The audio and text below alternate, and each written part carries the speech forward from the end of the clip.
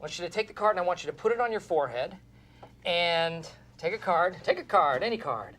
And I want you to treat other people like the race that is on their forehead, okay? Stir the pot, stir the melting pot, bam. Let's do it, let's get ugly, let's get real. Okay, if I have to do this, based on stereotypes that are totally untrue, that I do not agree with, you would maybe not be a very good driver. Oh man, am I a woman? I long for the day when it is no longer groundbreaking to be an Indian American woman with her own TV show. I long for the time when there are so many women who look like me that I don't have to be a model minority. I can just be a model who is also a minority. In a country that is so diverse like America, one would expect diverse programming. There are a diverse amount of characters of different races and ethnicities on television, but it is rare to find a television show where the main protagonist is not a white American. America has come far embracing diversity, but one would never know that by watching American network programming. Writers and producers are trying to write shows for a character of a particular race, creating a typecasting environment. When people watch television, they want to see characters that they relate to and grow an attachment to. By writing racial roles with too many stereotypes, people cannot relate to the characters and get turned off by these programs. Diversity in television is not just about including characters of different races or ethnicities, it is about creating protagonists that are not centered around or defined by their race, ethnicity, or stereotypes. But I'm very glad that our cast is diverse and that it's been taken as a more realistic depiction of the real world, which is what it is. So for me, I grew up in a very diverse area in the Bay Area in Berkeley, so it's very normal to me, and it's very nice to me that I work on a show that reflects that, but I would also say our cast is cast because of their talent. The 2014-2015 television season has been a major stepping stone in the progression of diverse television programming.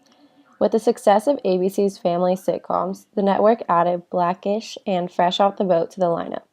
My point is, the White House was just that, white. Until one man broke through and gave my people hope. Dennis Haysbert in 24. Blackish stars Anthony Anderson, the father of an African-American upper-middle-class family that is trying to make sure him and his family keep track of their black roots while raising his kids in a white middle-class neighborhood. Leave this, Bo? This white dude is questioning me about my blackness. Huh, I wonder what that's like. Somebody constantly questioning your blackness just because you misquoted the lyrics to Ain't No Fun. The sitcom has received praise with both viewers and critics for mixing comedy and realism successfully. Emily Nussbaum of The New Yorker says about Blackish, in a safe sitcom structure, it was a different kind of risk, inside jokes and an outside voice.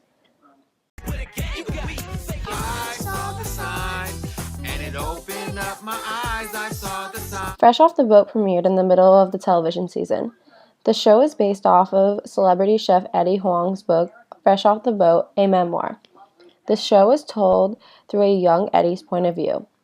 The show uses the adult voiceover on a child technique. That's me, your boy Eddie Huang. The show stars Margaret Cho's son, Hudson Yang.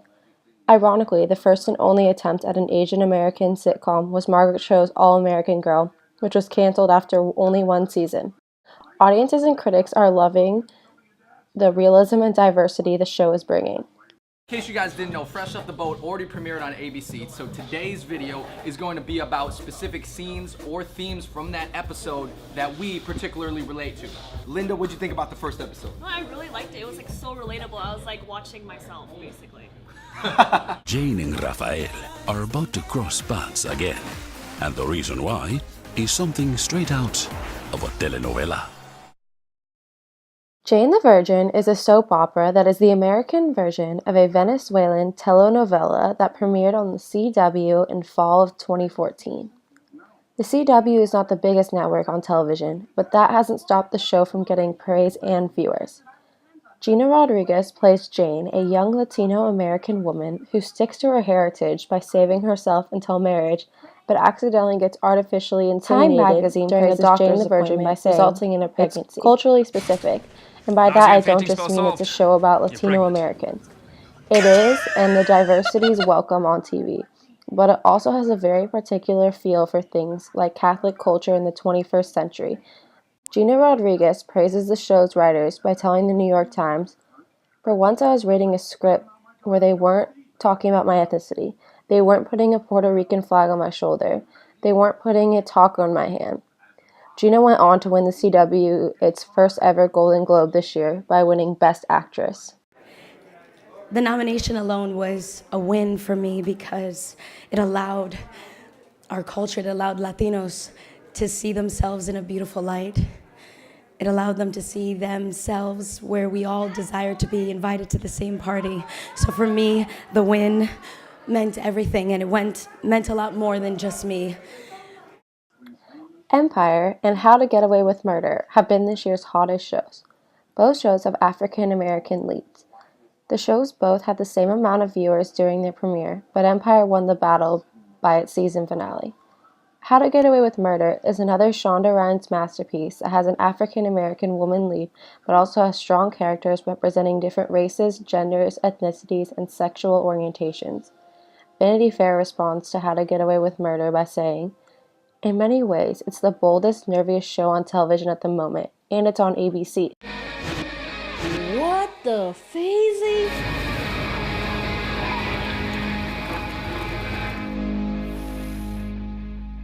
Yes, Viola. Do we like it? Yes. Yes. While How to Get Away with Murder has received praise, Empire also received praise and a fan base, but also a lot of criticism.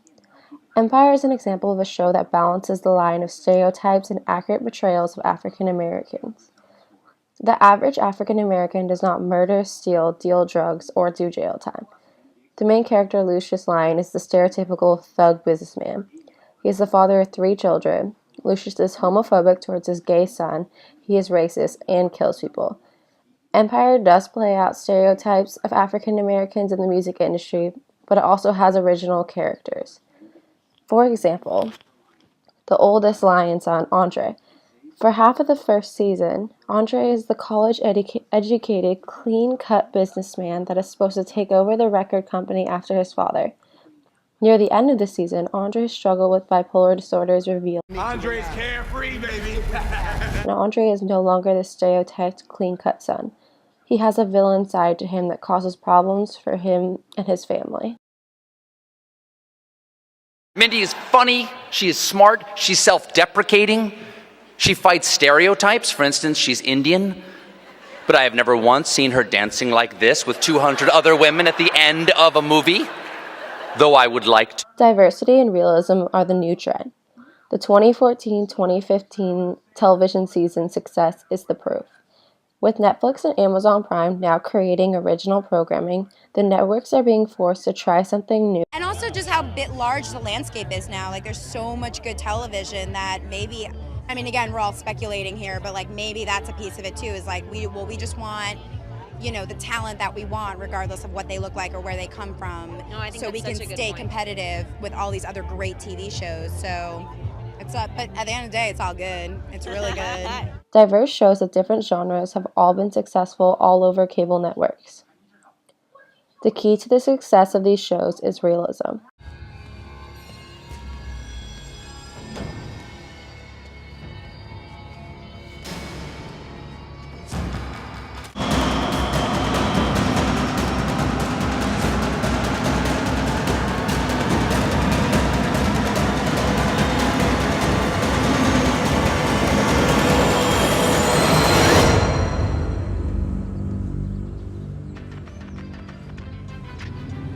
Americans come in all different shapes, colors, and sizes.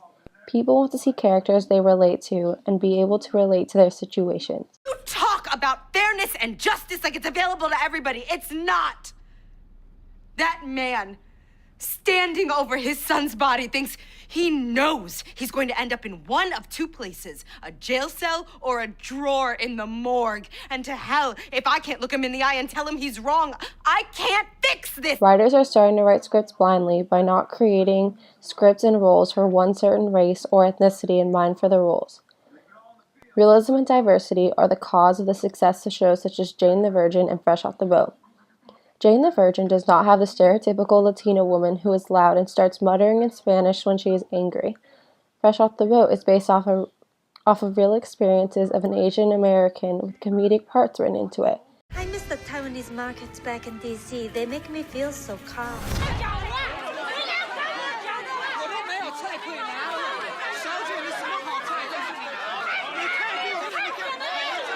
America is a beautifully diverse country, and television is finally starting to get that. Oh no. I'm so sorry.